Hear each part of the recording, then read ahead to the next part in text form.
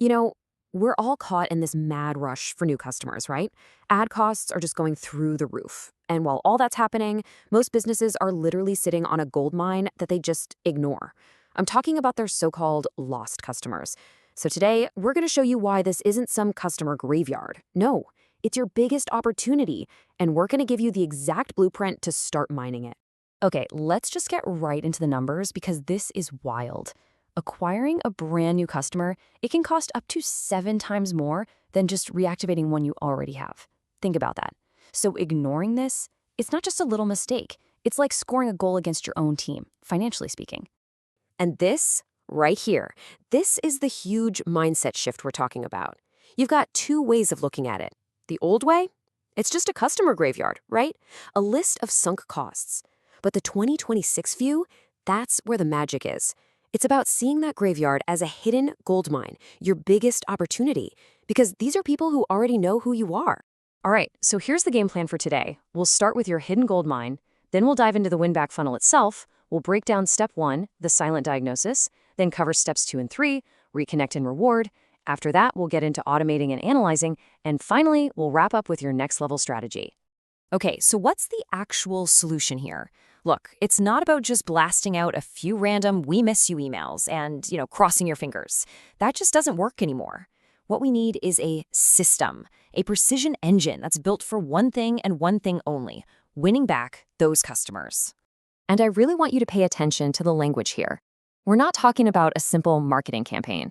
This is an architecture. It's a precisely designed system blending psychology and technology, all with the goal of rebuilding that broken bridge of trust with people who've gone quiet.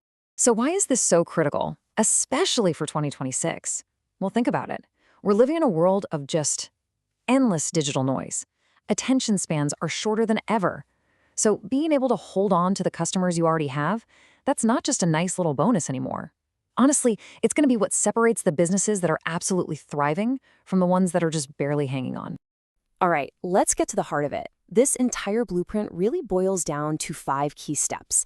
If you can get these 5 things right, you'll have an incredibly powerful system working for you around the clock. So let's start with step 1. So step 1 is what we call the silent diagnosis. And here's the biggest mistake people make. They treat every single lost customer exactly the same. You just can't do that.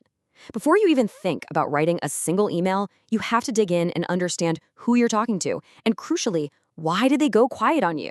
And that means you have to segment your list. It's just not negotiable. Think of it like this.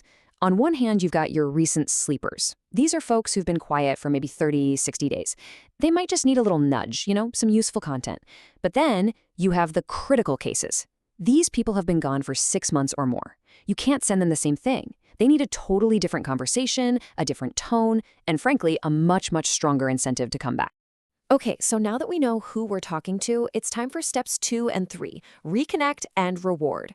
This is where we actually start the conversation, break the ice, and give them a really good reason to come back. But wait, first things first, let's talk about what not to do. You've seen this a million times, right? We miss you, here's a discount. It's basically a digital ghost at this point. It's become the background noise that our brains are literally trained to tune out.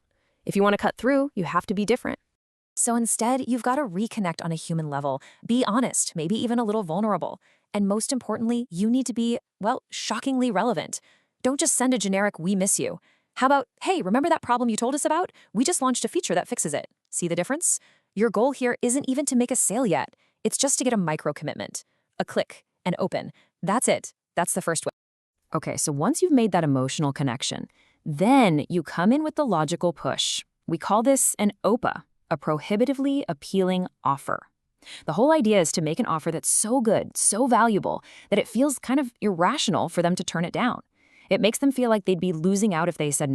And listen, an OPA is way more than just a 10% discount. You gotta think bigger. What about an exclusive bonus they can't get anywhere else? Or early access to a new product? Maybe even a free quick consultation that actually solves a problem for them. Whatever it is, the key is massive value, and, this is crucial, it has to have a real clear deadline to create that sense of urgency. All right, let's get into the last 2 steps. This is where we take all this great work and turn it from a one-time thing into a system that works for you 24/7 and actually gets smarter over time. This is where the strategy really plugs into the technology.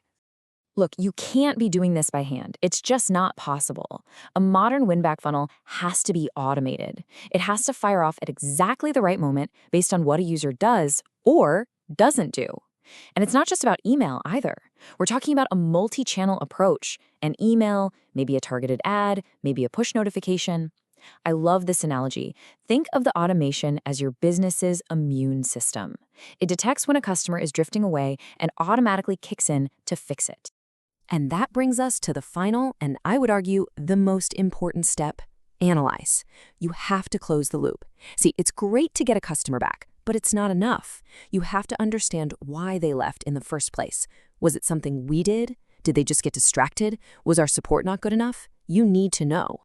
Because that feedback is pure gold. Every single answer you get is a clue. It tells you where your products might have a hole or where your marketing isn't connecting. And that's when your win-back funnel becomes something much bigger.